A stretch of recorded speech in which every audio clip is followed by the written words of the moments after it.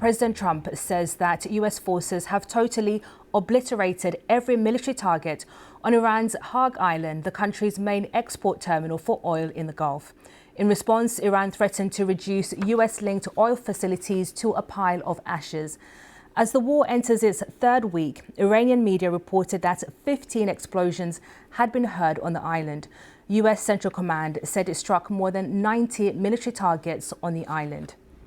In the latest development, an intercepted drone strike has hit one of the largest oil storage facilities in the Middle East, suspending some operations.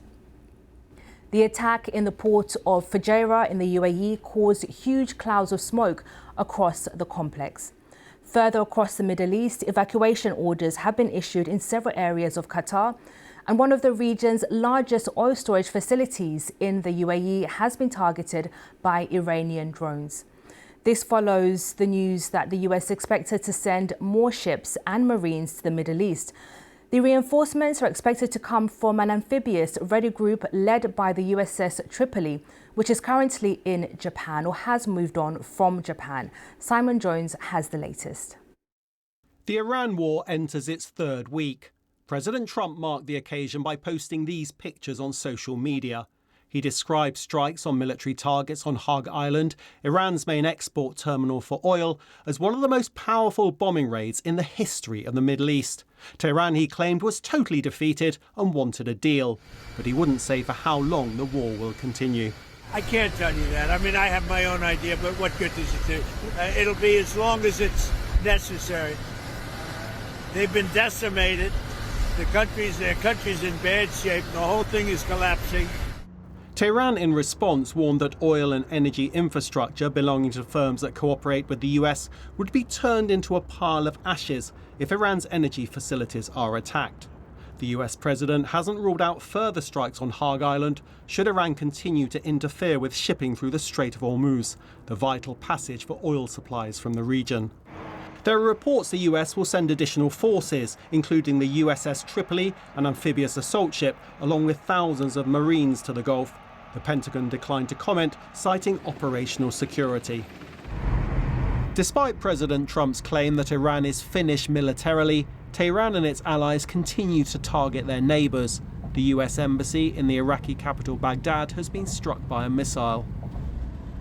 In the United Arab Emirates, a fire broke out at this port used to store oil.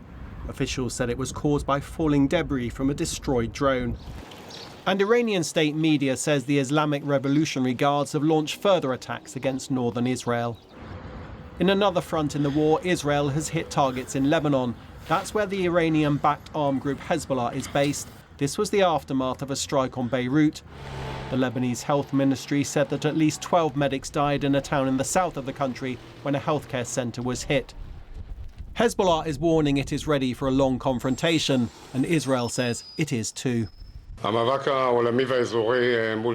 global and regional struggle against Iran, led by the US President Donald Trump and the Israeli Prime Minister Benjamin Netanyahu, is ramping up and entering the decisive stretch that will continue as long as necessary.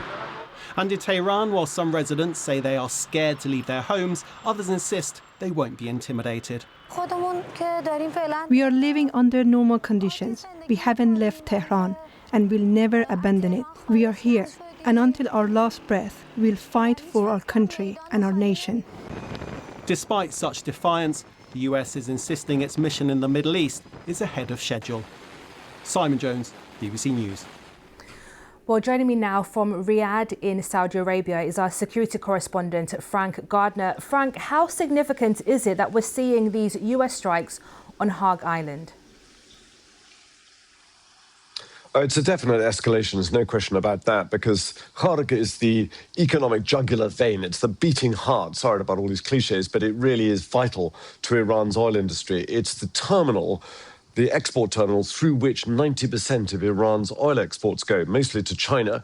Why? Because it's got deep water. The Gulf is a pretty shallow waterway, and most tankers can't pull up next to the Iranian mainland coastline, but they can get to Kharg Island. That's why it's important. Now, what the US has done is to hit the military facilities guarding the oil facilities. It hasn't yet hit those oil facilities, which is a complex network of pipes and various bits of machinery that are all connected to that industry. It's threatened to do that if Iran doesn't unblock the Strait of Hormuz. I mean, it's not physically blocked, but it is effectively blocked because Iran is targeting any tankers going through that, which is putting a chokehold on the world economy by choking off the oil and gas exports, making it too dangerous and too expensive for exporters to get their product through there. So this is a bit of a standoff, really, with both between Iran on the one hand and the US and Israel on the other hand, but mainly the US here. And of course, you mentioned there, or Simon Jones mentioned in his piece about the this amphibious-ready group that is coming from Japan, this US assault ship. That is basically prompting speculation. What is America's next move? Are they planning to invade Kharg Island and land troops on it and capture it? Then you've got to hold it. You know, this is exactly what President Trump was voted into office not to do, which is to embroil the US into yet more involvement in lengthy Middle East wars and commitments. Yes, on that point, Frank, how prepared is the US to have troops on the ground to fight a sustained campaign on Kharg Island if that happens?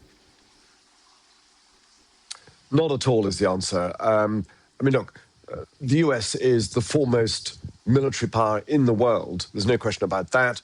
And Iran is no match for it militarily. But what Iran is very good at is asymmetric warfare, is finding different ways of trying to somehow bridge the gap in capability. And it knows that it's only got to survive this war, this so-called Operation Epic Fury, to win.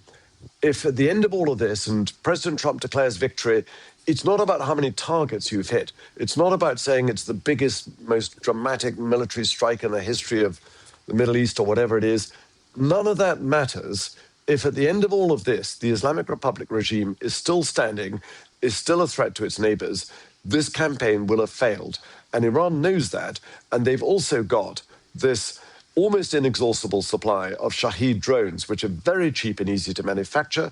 They can churn out up to 500 a month of these things. They're small. I mean, yes, they can be shot down, but they've got so many of them that some of them get through. Bahrain, up the road from here, is getting hit nightly by these things. One of them landed 2 days ago, and set fire to the storage tanks at Bahrain airport. The commercial aircraft, the Gulf Air aircraft had flown out, but there was a large number of gallons of fuel left in these things, and it's been set ablaze. So Iran is still capable of wreaking a lot of economic damage on its Gulf Arab neighbors.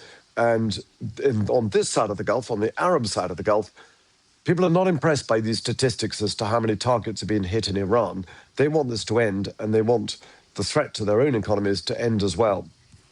And Frank, we've seen oil prices around the world going up since this war began. Could the US military action on Kharg Island actually force Iran to reopen the Strait of Hormuz and allow oil exports to resume?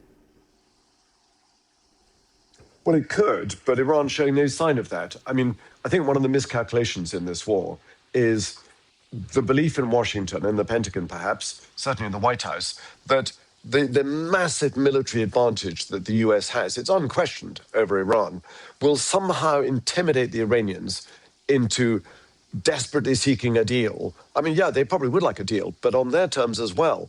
They are not going to give in. They're not going to just give up just like that.